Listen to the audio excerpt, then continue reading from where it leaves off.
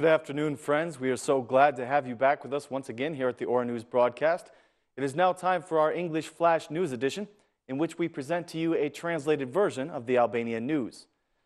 The fight against corruption and the punishment of corrupted officials remains a big problem and a big list of things to do for the Albanian government.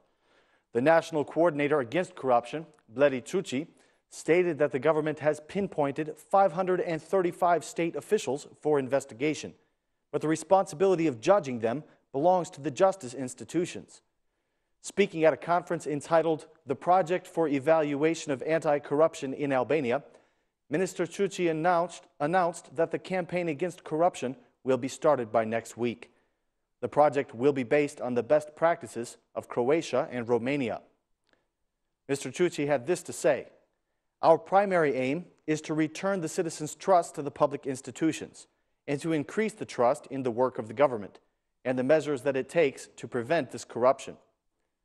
The EU ambassador to Albania restated her request for solid results in this issue.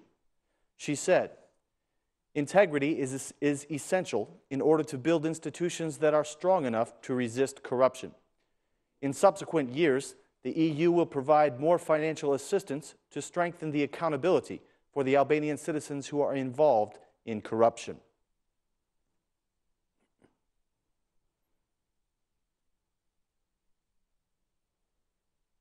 The business climate here in Albania is worse now than it was 1 year ago, according to a recent report that was published by the Heritage Foundation. According to the latest update of the Index of Economic Freedom in the World, which was published by the Heritage Foundation, our country has lost 9 places in the rankings. Corruption and property disputes were listed as 2 of the primary reasons for the decline.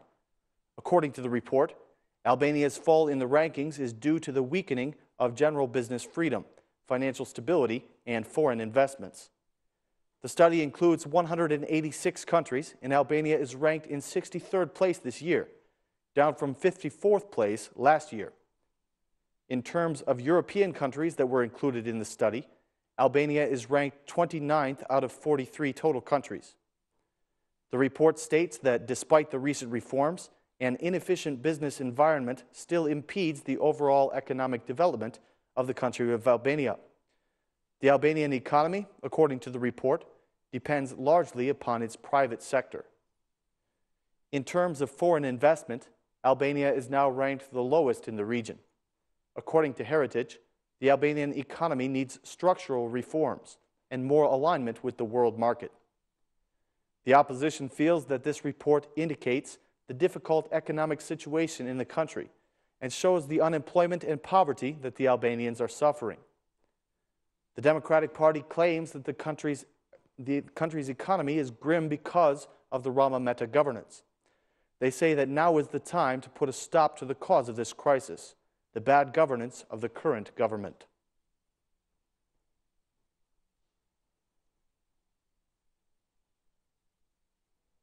The Democratic Party has made a formal request to the Parliament, proposing some changes to the Committee on the Justice Reform. Ora News has obtained a copy of the request that the Democratic Party submitted to the Parliament today. The opposition has asked to be given co-management of the committee and the right of veto. The Special Commission was established on the basis of equality between the majority and the opposition. The commission will be composed of 12 members, 6 from the majority and 6 from the opposition. The members of the committee will be determined by the Assembly. The Special Committee will be chaired by 2 co-chairs, 1 from the Socialist Party and 1 from the Democratic Party. According to the Democrats, the current setup of the committee undermines any possibility of cooperation. And they say that with these changes, the committee meetings will be valid only when both co-chairs are present and when more than half of its members participate. The Commission's decisions are to be considered final only when the majority of votes from the members are found and when the co-chairs have both voted favorably. This requirement was put forward by the Democrats as a condition of their party joining the committee established by the majority. If the Assembly approves this draft, the opposition will present its candidates for the committee, allowing the committee to operate with full membership. Currently, the Commission is made up of 11 members, 5 from the opposition and 6 from the majority, including the chairman, Fatmir Jaffa. So far, the Commission has held 2 meetings, and the opposition MPs have not attended either of them.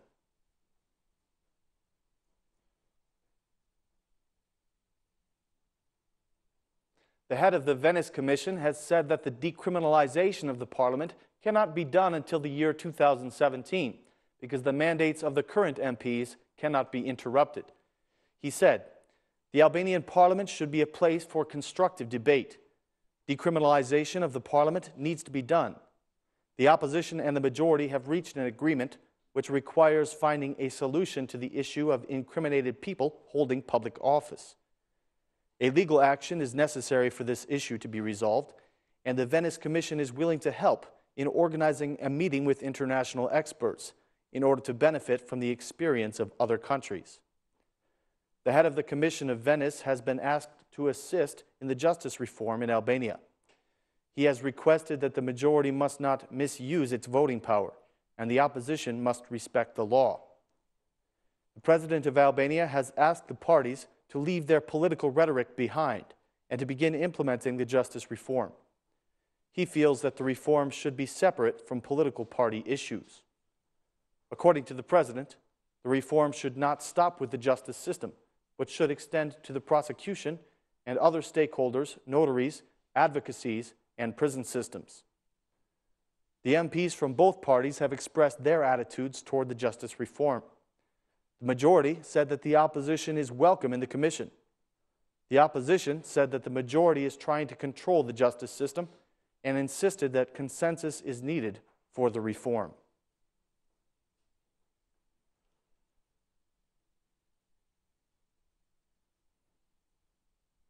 Today is the International Day of Remembrance for the Holocaust, and the Albanian historians are concerned that the history books do not contain enough of Albania's involvement. They say that the history textbooks contain very little information about the Albanian families and their role in helping the Jews during that time. They feel that the textbooks need to be updated with some of these stories. During the commemoration ceremony, the Foreign Minister Ditmir Bushati stressed that anti-Semitism is still a problem today and poses a threat to the democratic world. Mr. Bushati said that Albania is proud of the support that it gave to the Jews and of their historic role in continuing the Jewish values. During the ceremony, a photographic exhibition was displayed in the National Museum, showing pictures of Jewish families during the Holocaust.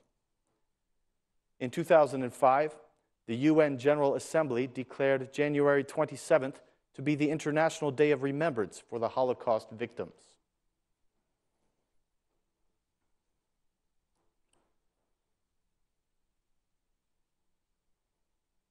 The prosecution of Hanover has revealed that they have been investigating the cocaine laboratory that was discovered here in Albania since March of 2014.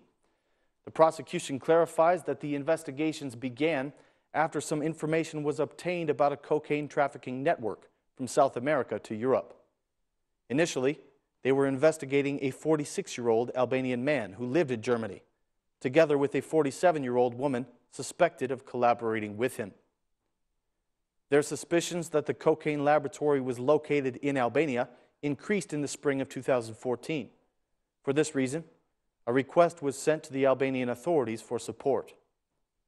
The investigations that followed led to the discovery of the cocaine laboratory near Elbasan. The investigations in Albania were supported by the Hanover prosecutions and the German Federal and Criminal Police.